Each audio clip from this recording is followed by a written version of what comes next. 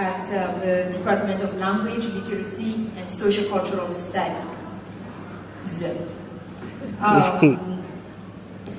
My talk today is based on my dissertation fieldwork in Madagascar, and it turned out that the plague outbreak happened over there, so I tried to use it for the NED talk today.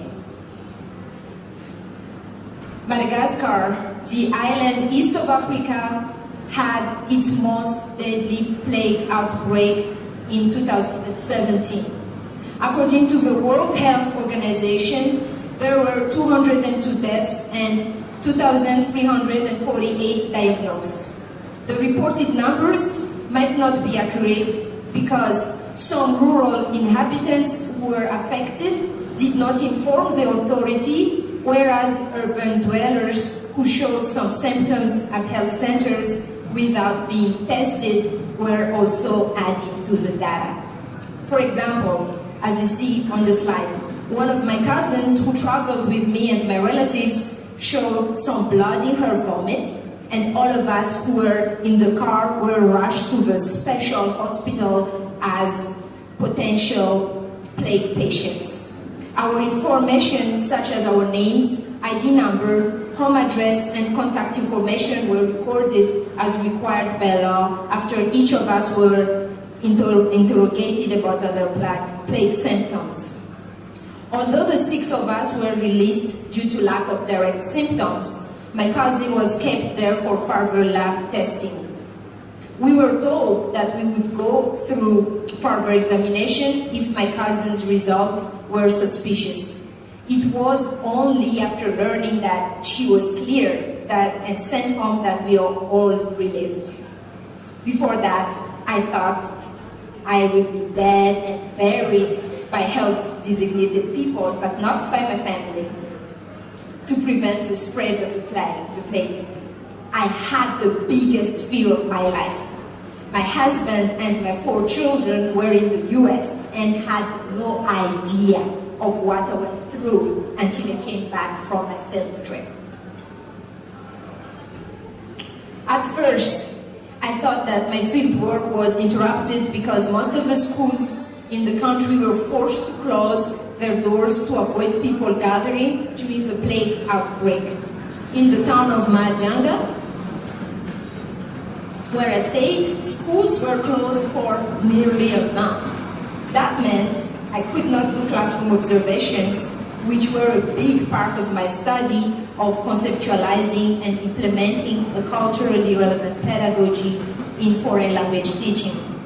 Fortunately, I could meet with the 6 high school teachers who collaborated with me, and we did lesson plans together.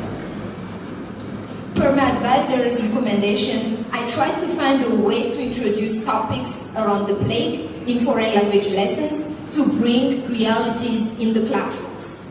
It turned out that the teachers figured out to use the plague outbreak as either an introduction or the content of a topic in an English or French lesson.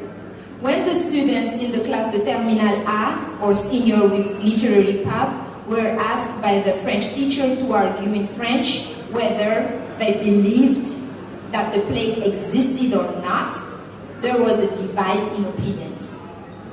Some groups of students voiced that the corrupted government used the plague to get money from international donors, since the number of patients was inconsistent and suspicious. On the other side, other groups affirmed that the media spread that many people are victims of the pulmonary plague because some health professionals who rescued patients in another city got the disease but were treated on time and recovered. Although the goal of the French teacher, which is not political, was to cultivate argumentation skills in students, the latter learned how to express and support their opinions, listen and respect different viewpoints, and agree to disagree. Those are new concepts in Malagasy classrooms, where generally the dominant discourses are promoted. In 2 English classes, the plague epidemic was used as the focus of units on small talk and school life. For the class de première or junior with literary path, the students were asked to talk about what they know about the plague and who fights against the plague in the unit or on small talk. For the students in another class, the Terminal A, for the school life topic, students were pushed to discuss about damages caused by the plague outbreak. After oral and written assignments and with assistance of the teacher and me, 70 students from those classes agreed to transform their work into creative projects on formats of their choice. This collage, for example, showed 3 ways of fighting against the plague: cleaning the surrounding and washing hands often, spreading schools with DDT during closure, and going to the health center if one experiences any of the plague symptoms. This drawing, called by students as bande dessinée or comic in English, this depicts a neighborhood head, say Fuktan, who talks to the community members and answers questions about the plague and how to fight against it. Typical measures of preventing the plague are shown here: cleaning the surroundings, washing fruits and vegetables before consuming them, washing hands regularly. In the 2 visual projects, the students showed resistance to self-pity through their fight against the plague. The media and the authority accused citizens of ignoring the plague or did not do much to prevent it. The students, through their work, clearly show that they got the message and send it in a creative way.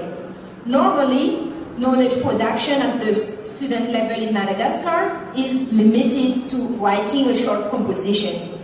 Those students exceeded the expectations with their creativity and resistance. This group of students performed a sketch about the president of Madagascar giving speech on the plague and offering support. The president asked the people to remain calm, promised them that financial help is coming, and warned them to not be the doctor for themselves, but go to the health center when ill. It was a satire, because the president was criticized by people of not doing enough efforts to assist the plague patients. Again, it is an evidence that even youth's awareness about the plague was underestimated and often ignored by the media and authority. Those students showed that underage population are indeed cognizant about that tragic epidemic.